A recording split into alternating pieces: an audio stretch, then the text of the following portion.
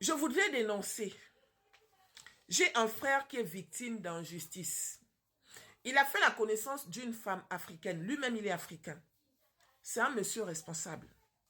Il est venu se chercher en Europe comme beaucoup parmi nous. Il a ses papiers, il a son travail, il a son appartement. Tranquille en fait. Un homme sans histoire, un homme sans problème. Il rencontre la fille dans un site de rencontre. La fille, elle sortait d'une déception amoureuse.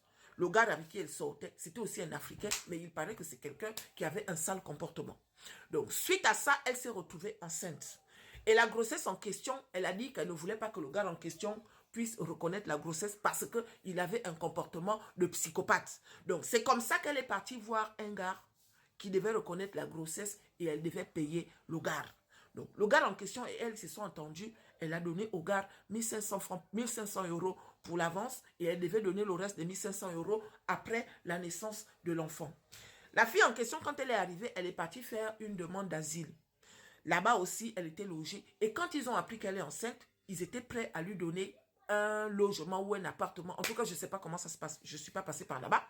Elle avait déjà des avantages par rapport aux autres qui n'étaient pas enceintes. Donc, c'est comme ça que quand elle a perdu la grossesse, ils ont annulé toute la procédure. Donc, elle s'est toujours retrouvée dans les chambres dans la chambre et tout.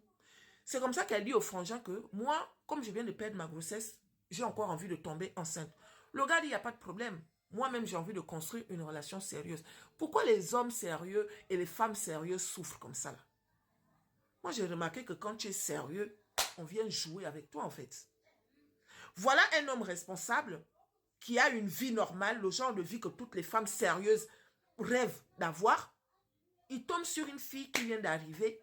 Elle n'a pas les papiers.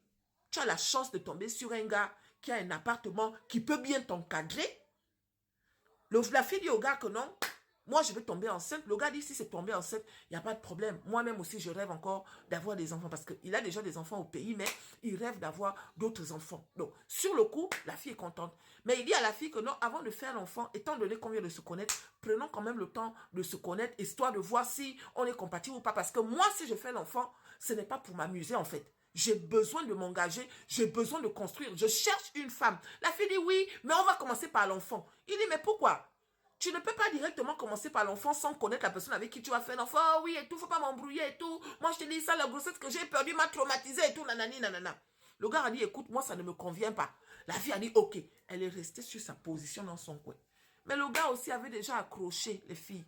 Il avait déjà accroché, genre, bon, apparemment, elle me plaît et tout. Peut-être que j'ai été trop dur avec elle. C'est comme ça qu'il est reparti vers la fille. Quand il repart maintenant vers la fille, là, il dit à la fille que, écoute, je te demande pardon, je me suis emportée. C'est juste que je n'ai pas envie de faire un enfant pour que l'enfant se retrouve à gauche et moi, je me retrouve à droite.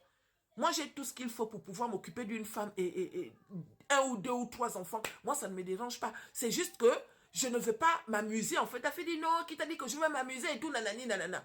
Il a dit, ok, il n'y a pas de problème. On va alors se donner une chance. C'est comme ça qu'il se donne maintenant une chance. En se donnant une chance là, même pas 2 mois, la fille est tombée enceinte. Dès que la fille tombe enceinte là, ils sont contents, hein. Le gars est content que oh, oh, oh, oh, oh. Sauf que dans le oh, oh, oh, oh là, au fur et à mesure que le temps passait, la fille a commencé à s'éloigner. La fille a commencé à devenir agressive. La fille a commencé à devenir un genre, un genre. Le gars dit que bon, peut-être que ce sont les séquelles de la grossesse. C'est lui maintenant qui appelle la fille tous les jours pour que la fille vienne le voir. Alors qu'avant, elle venait chez le gars tout le temps. Avant, elle venait chez le gars tout le temps. Mais aujourd'hui, la fille est maintenant dans son coin. C'est une fille qui est même dans les réseaux sociaux. Quand il regarde la fille, il dit à la fille, est-ce que tu vas passer? Oh non, je ne peux pas passer au 115. On nous a dit de ne pas sortir. Mais pourtant, dans les réseaux sociaux, il voit que la fille est en train de filmer vous connaissez les vidéos des vendeuses de rêves là. Ces vendeuses de rêves là, elle est au restaurant, elle ne montre jamais avec qui elle est. Elle ne montre jamais. Elle va filmer que son plat, mais elle ne va jamais te montrer avec qui elle est. Elle va voir, on va la voir en train de boire le champagne, mais on ne va jamais voir la personne qui la filme. Elles sont pleines comme ça, les vendeuses de rêves. Aujourd'hui, le frère est victime. Parce que ça fait maintenant 2 mois. La fille a dit qu'elle ne donne plus les nouvelles. Ce matin, il m'appelle, il est en pleurs. Un monsieur de la quarantaine. La fille l'a insulté parce que quand on a parlé de ça hier, moi je lui ai dit, bon, peut-être que ce sont les séquelles de la grossesse et tout, nanani, nanana. Essaye de lui envoyer un message et tout. Il envoie le message, la fille l'a insulté, tu me laisses tranquille, ne me cherche plus, ne me cherche plus. Pourquoi vous faites ça? Vous faites ça pourquoi? Le bébé que tu as dans ton ventre, il a un papa. Pourquoi tu veux priver l'enfant de son papa?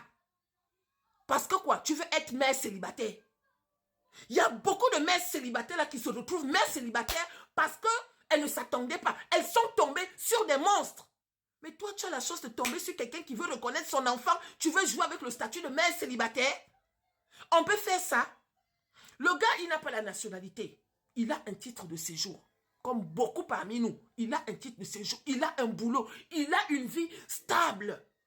On peut faire ça. Hein? Juste parce que madame veut le titre de mère célibataire.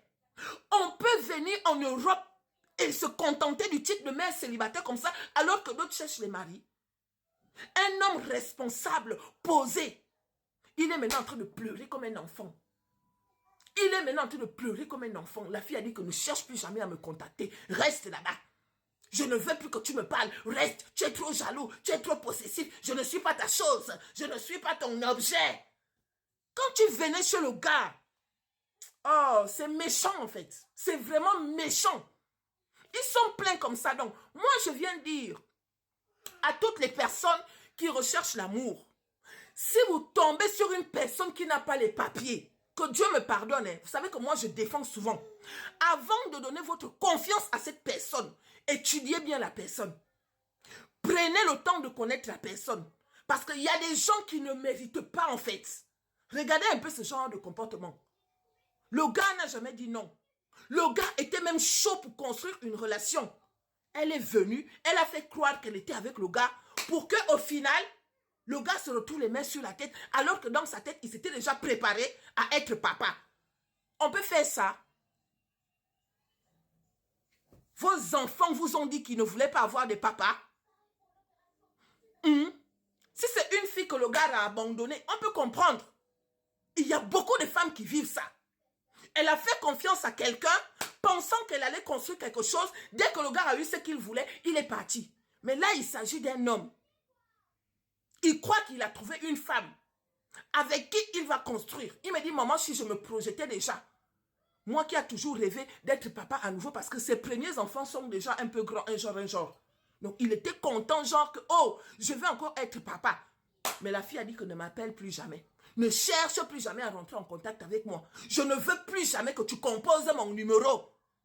On peut faire ça. Et vous êtes nombreuses comme ça. Vous venez avec des plans diaboliques. Et plus tard, là, quand votre âge, votre temps va passer, c'est comme ça que vous allez devenir aigris ici en Europe. Il y a beaucoup de femmes et beaucoup d'hommes qui sont aigris ici en Europe. C'est ce genre de comportement qu'ils ont eu quand ils sont arrivés en Europe.